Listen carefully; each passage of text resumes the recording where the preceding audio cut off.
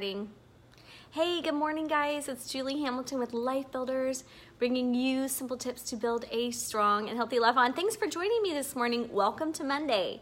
I hope your Monday is going great. I'm praying you're going to have a week of favor this week, and you're going to have limitations broken and dreams awakened and all kinds of good stuff. Favor poured out on your life. Good morning, Kelly. Great to see you this morning. Well, today, I was wondering what you guys did over the weekend. I hope you had a great weekend. It was kind of rainy, but kind of beautiful here. You already did. You did? Oh, good. Tell me about it. I want to hear about it. And so we had a little family brunch yesterday. Our cousins are missionaries in Mexico, and they did not get to be here for Easter, so they came up, and then yesterday we did a family brunch at my aunt's house.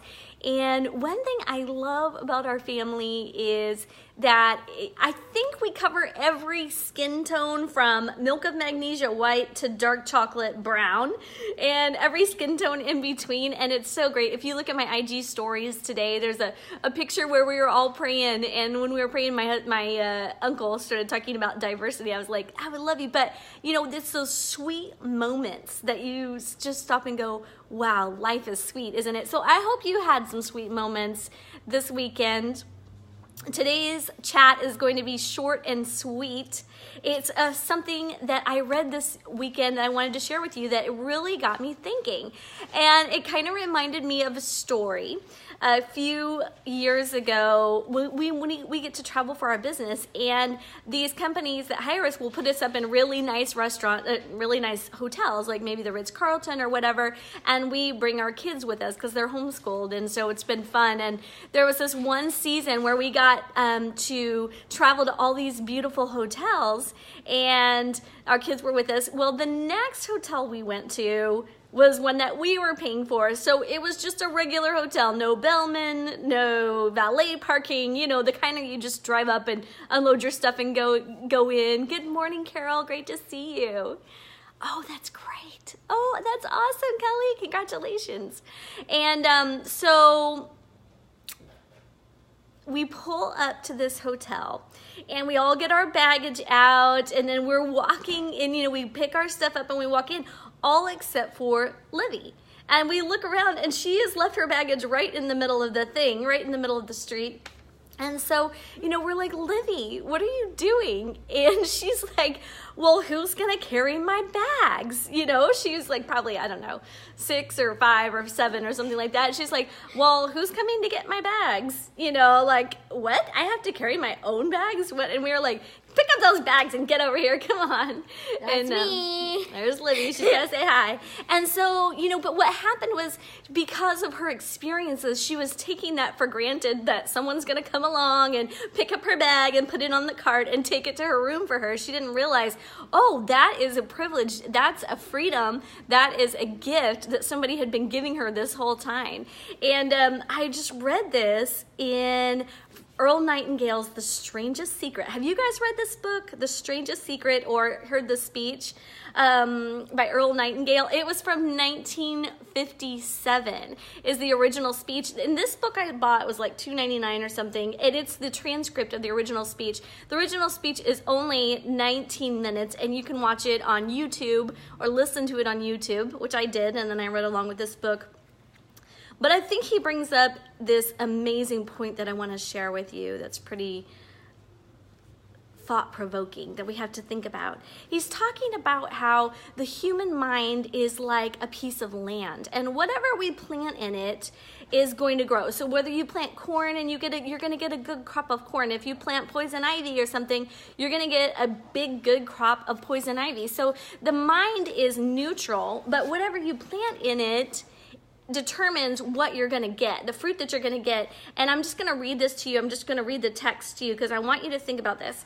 He says, the human mind is far more fertile, far more incredible and mysterious than the land, but it works the same way. It does not care what we plant, success or failure, a concrete, worthwhile goal, or confusion and misunderstanding, fear, anxiety, and so on. But what we plant, it must return to us.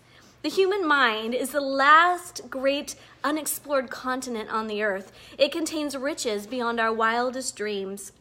It will return anything we want to plant. So you may say, if that's true, why don't people use their minds more? Well, I think we figured out the answer to that one too. The problem, and this is what I think we need to talk about today, the problem is that our mind comes as standard equipment at birth. It's free. And things that are given to us for nothing, we place little value on. The things that we pay money for, we value. The paradox is that exactly the reverse is true. Everything that's really worthwhile in life came to us for free. Our minds, our souls, our bodies, our hopes, our dreams, our ambitions, our intelligence, our love of family and children and friends and country, all of these priceless possessions are free. But the things that cost us money are actually very cheap and can be replaced at any time. Think about this. The human mind is not used because we take it for granted. Familiarity brings contempt.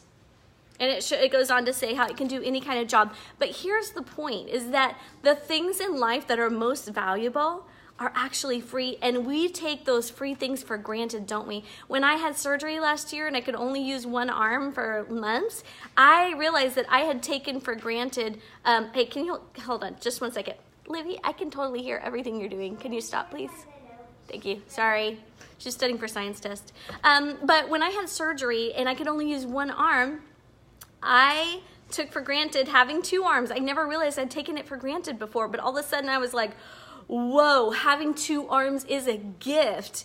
And I hope I never take the advantage of that again and take for granted again. Or having good health, or having the love of your friends and your family. That's all a gift. So what I want you to do today is think about the top 3 things that are the free gifts that you've been given. So maybe it's your family, maybe it's your mind, maybe if you're a believer, maybe it's your salvation, maybe your faith. There's so many free things, and I want us to be grateful for them today. Write it down in your gratitude journal if you have one. Keep it at the forefront of your mind so that we can be grateful for all those things that we've been given, because if it's free, sometimes we just take it for granted, don't we? So I hope we don't take that for granted anymore, and I want to encourage you to think about the free things, value them, think about them, treasure them, don't let them go. And I hope that gives you something to think about this week. I love you all. Thank you so much for tuning in. Don't forget, we'll be back on Thursday. And Thursday at 8:30, we will see you. And I hope you have an amazing, amazing week. Love you all. Go live your big, amazing, beautiful lives. Bye.